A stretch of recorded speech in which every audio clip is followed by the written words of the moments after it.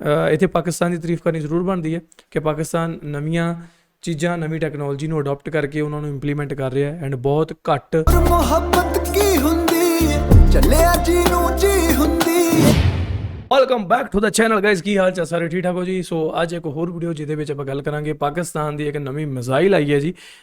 ਪਤਾ ਨਹੀਂ ਕਿੰਨੇ ਹਜ਼ਾਰ ਕਿਲੋਮੀਟਰ ਜਿਹੜੀ ਇਹਦੀ ਰੇਂਜ ਹੈ। ਇੱਕ ਦੀ ਜਿਹੜੀ ਸ਼ਾਇਦ ਇੱਕ ਨਵੀਂ ਆਈ ਸੀ ਉਹਦੀ ਤੈਮੂਰ ਨਾਮ ਸੀਗਾ ਨਾ ਮੇਰੇ ਖਿਆਲ, ਉਹਦਾ 15,000 ਕਿਲੋਮੀਟਰ ਦੂਰ ਜਿਹੜੀ ਜਾਂਦੀ ਸੀ, ਜਿਹਦੇ ਕਰਕੇ ਜੋ ਅਮਰੀਕਾ ਨੂੰ ਵੀ ਪਰੇਸ਼ਾਨੀ ਹੋ ਗਈ ਸੀ। ਸੋ ਦੇਖਦੇ ਹਾਂ। ਬਾਕੀ ਇਹ ਵੀ ਕਿਹਾ ਜਾਂਦਾ ਕਿ ਜਿੰਨੀਆਂ ਵੀ 에ਅਰ ਡਿਫੈਂਸ ਵਿੱਚ ਪਾਕਿਸਤਾਨ ਜੋ ਇਜ਼ਾਫਾ ਕਰ ਰਿਹਾ, ਸੋ ਉਹ with the help of China ਕਰ ਰਿਹਾ ਐਂਡ ਇਹ ਚੀਜ਼ ਆਪਾਂ ਨੂੰ ਪਤਾ, ਪਰ ਇਹਦੇ ਕੌਨਸੀਕੁਐਂਸਿਸ ਵੀ ਆਪਾਂ ਨੂੰ ਪਤਾ ਹੈ ਕਿ ਅੱਗੇ ਜਾ ਕੇ ਸ਼ਾਇਦ ਖਰਾਬ ਹੋ ਸਕਦੇ ਆ ਜਿੱਦਾਂ ਅਮਰੀਕਾ ਨਾਲ ਹੋਏ ਸੀ। ਜੋ ਸੱਚ ਹੈ।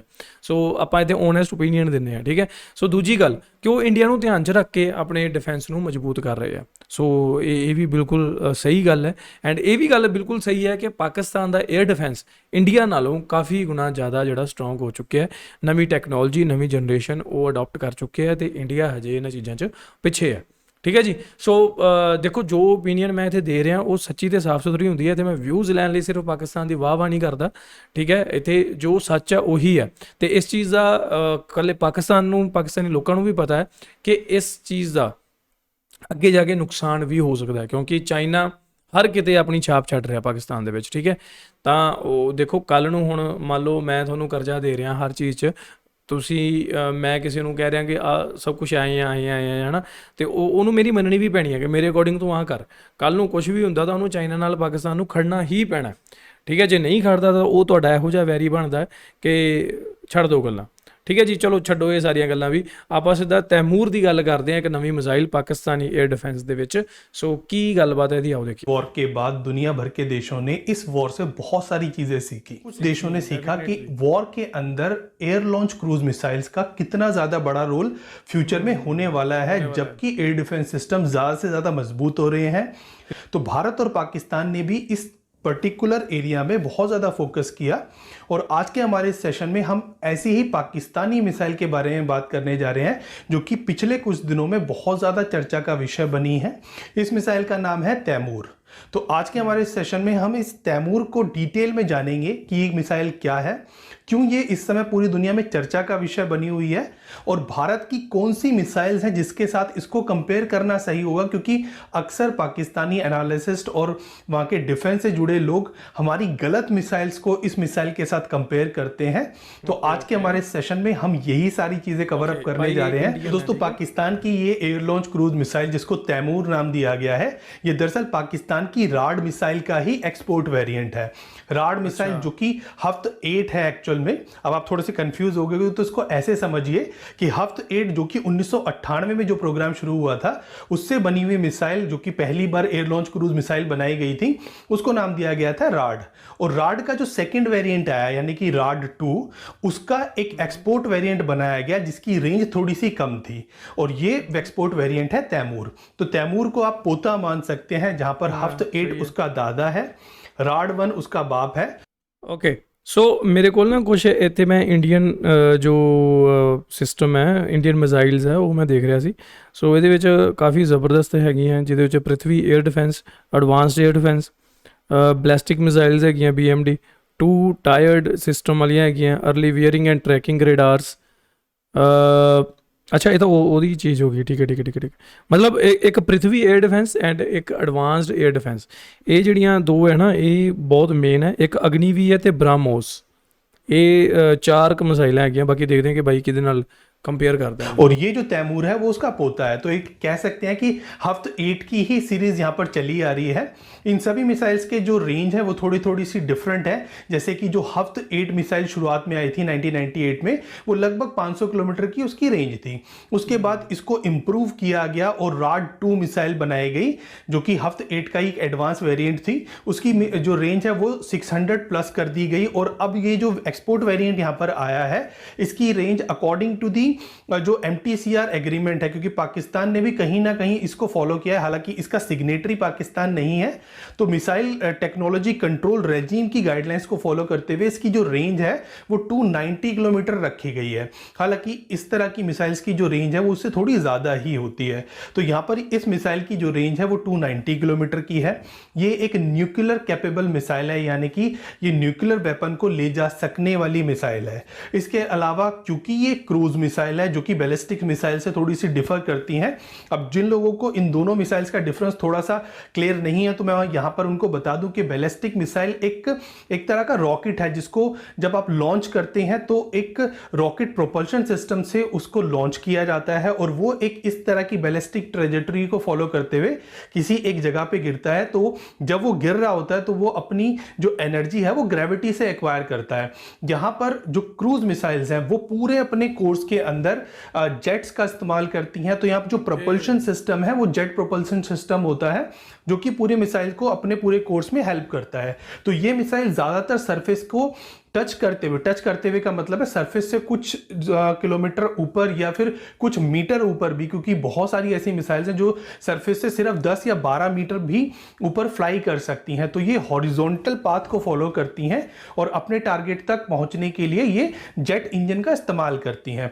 इनके नेविगेशन सिस्टम भी बहुत अलग अलग तरह के होते हैं। अब यहाँ पर ये जो मिसाइल बनाई गई है यानी कि तैमूर जो मिसाइल है, ये इस समय पूरी दुनिया में चर्चा का विषय इसलिए भी बनी हुई है क्योंकि ये अमेरिकन और यूरोपियन मिसाइल्स के कंपैरिजन में काफी ज्यादा चीप और काफी अच्छा ऑप्शन प्रोवाइड करती हैं। तो अमेरिकन मिसाइल ਚੱਕਰ ਆਹੀ ਮੈਂ ਤੁਹਾਨੂੰ ਅੱਗੇ ਗੱਲ ਕਰਨ ਡਿਆ ਸੀਗਾ ਕਿ 5th ਜਨਰੇਸ਼ਨ ਜਾਂ 4.5 ਜਨਰੇਸ਼ਨ ਜਿਹੜੇ 에ਅਰਕ੍ਰਾਫਟਸ ਹੈ ਉਹ ਪਾਕਿਸਤਾਨ ਬਣਾ ਰਿਹਾ ਬਹੁਤ ਘੱਟ ਲਾਗਤ ਤੇ, ਠੀਕ ਹੈ, ਪਾਕਿਸਤਾਨ ਐਂਡ ਚਾਈਨਾ, ਮਤਲਬ ਉਹੀ ਜਹਾਜ਼ ਤੁਹਾਨੂੰ ਬਹੁਤ ਘੱਟ ਕੀਮਤ ਤੇ ਮਿਲ ਜਾਂਦਾ ਹੈ। ਤੇ ਜੇਕਰ ਤੁਸੀਂ ਉਹੀ ਇੰਡੀਆ ਦੇ ਵਿੱਚ ਜੇਕਰ ਤੁਸੀਂ ਤੇਜਸ ਵਗੈਰਾ ਦੀ ਗੱਲ ਕਰਦੇ ਹੋ ਤਾਂ ਉਹ ਤੁਹਾਨੂੰ ਡਬਲ ਰੇਟ ਦੇ ਵਿੱਚ ਮਿਲਦੇ ਆ ਉਹੀ 에ਅਰਕ੍ਰਾਫਟਸ, ਠੀਕ ਹੈ, ਜਾਂ ਉਹਦੇ ਤੋਂ ਘੱਟ ਜਨਰੇਸ਼ਨ ਹੋਵੇ ਜਿਹੜੀ ਕੁਝ ਤੇ ਉਹ ਵਾਲੇ। ਸੋ ਇਹ ਆਈ ਥਿੰਕ ਦੈਟਸ ਵਾਈ ਜਿਹੜਾ ਪਾਕਿਸਤਾਨੀ 에ਅਰ ਡਿਫੈਂਸ ਸਟਰੋਂਗ ਹੋ ਰਿਹਾ ਐਂਡ ਇਹਨਾਂ ਦੇ ਜੋ ਬਾਇਰਸ ਹੈ ਉਹ ਵੀ ਇੰਟਰਨੈਸ਼ਨਲ ਮਾਰਕੀਟ ਦੇ ਵਿੱਚ ਨਵੇਂ-ਨਵੇਂ ਬਣ ਰਹੇ ਆ। और कुछ यूरोपियन मिसाइल्स के कंपेरेबल की ये मिसाइल मानी जाती है। तो इसीलिए ये उन कंट्रीज के लिए जो कि अमेरिका की या यूरोप की महंगी मिसाइल्स को बाय नहीं कर सकते, या फिर वो कंट्रीज जो कि रशिया की मिसाइल्स को इसलिए बाय नहीं कर पा रही हैं क्योंकि रशिया के ऊपर जो सैंक्शंस लगे हुए हैं उनका खतरा उन देशों को भी है। तो इस वजह से यहाँ पर पाकिस्तान एक ऐसा ऑप्शन उनको प्रोवाइड करता है जहां पर सैंक्शंस का खतरा कम है और यहाँ पर जो कॉस्ट इफेक्टिव सोल्यूशन है उन देशों को वो पाकिस्तान की तरफ से यहाँ पर प्रोवाइड किया जा रहा है। अब अगर इस मिसाइल के कुछ अदर फीचर्स की बात की जाए तो ये 4.38 मीटर लंबी मिसाइल है जिसका कुल वजन 1100 किलोग्राम का है। हालांकि इसके वॉरहेड की कैपेसिटी तो बहुत हद तक डिफाइन नहीं की गई, बट माना जाता है कि इस तरह की जो मिसाइल्स हैं उनकी वॉरहेड कैपेसिटी 500 किलोग्राम से नॉर्मली ज्यादा ही होती है। तो इस मिसाइल की भी लगभग 500 किलोग्राम से ज्यादा की वॉरहेड कैपेसिटी होगी। वॉरहेड में कई तरह के एक्सप्लोसिव्स को ये लेकर के जा सकती है, जहां पर blast fragmentation, high explosive, ICBM जैसे एक्सप्लोसिव, तो बहुत तरह के जो एक्सप्लोसिव हैं वो ये मिसाइल लेकर के जा सकती है। अगर बात करें इसके गाइडेंस सिस्टम की जो कि बहुत यूनिक है और इसको बहुत ज्यादा स्पेशल बनाता है, जिसकी वजह से काफी सारे जो इंटरनेशनल बायर्स हैं उनका ध्यान भी इस मिसाइल ने अपनी ओर आकर्षित किया है। तो ये मिसाइल मिड कोर्स में एक नहीं बल्कि 2 नेविगेशन सिस्टम का इस्तेमाल करती है, जहां पर इनर्शियल नेविगेशन सिस्टम तो है ही, इसके साथ यहां पर ग्लोबल नेविगेशन सैटेलाइट सिस्टम या फिर GPS का भी इस्तेमाल किया जाता है। इसके अलावा अगर कभी कोई ऐसा कंटेस्टेड एनवायरनमेंट आ गया जहां पर इलेक्ट्रॉनिक वॉरफेयर मेजर्स यहां पर अप्लाई किए गए हैं या फिर सिग्नल्स को जैम किया गया है, तो वहां पर टैरकॉम और DSMAC जैसे सिस्टम का इस्तेमाल करके ये मिसाइल अपने टारगेट तक पहुंचती है। ये सभी गाइडेंस सिस्टम इस मिसाइल को सरफेस के पास मूव करने में और अपनी विजिबिलिटी को काफी हद तक लो रखने में बहुत ज्यादा मदद करते हैं। अगर टर्मिनल फेज की बात की जाए तो वहां पर ये इमेजिंग इंफ्रारेड सिस्टम का इस्तेमाल करके अपने जो टारगेट है उस तक पहुंचती है। इस सब के अलावा अगर इसकी स्पीड की बात की जाए तो ये एक सबसोनिक मिसाइल है और 0.7 से लेकर के 0.8 माक तक की स्पीड ये अटेंड कर सकती है। वहीं अगर ये ऑल्टीट्यूड की बात की जाए तो ये अपने लॉन्च स्टेज में लगभग 2000 से लेकर के 25,000 फीट तक की हाइट तक जाती है। उसके बाद जब ये क्रूज स्टेज में आती है तो वहां पर इसका जो क्रूजिंग ऑल्टीट्यूड है वो लगभग 500 से लेकर के 25,000 फीट तक रहता है। तो 500 काफी ज्यादा लो होता है और अगर इस हाइट तक ये मिसाइल मूव करती है तो किसी भी रडार को पकड़ना इस मिसाइल को बहुत ज़्यादा मुश्किल होने वाला है। तो इस तरह से ये मिसाइल काफ़ी ज़्यादा कैपेबल मिसाइल है, काफ़ी ज़्यादा लो विजिबिलिटी वाली मिसाइल है। इसके अलावा इसका जो शेप है वो भी बहुत हद तक एरोडायनेमिक है और स्टेल्थी शेप को एक्वायर करती है। इस वजह से रडार को इसको पकड़ पाना थोड़ा सा मुश्किल यहाँ पर ज़रूर रहने वाला है।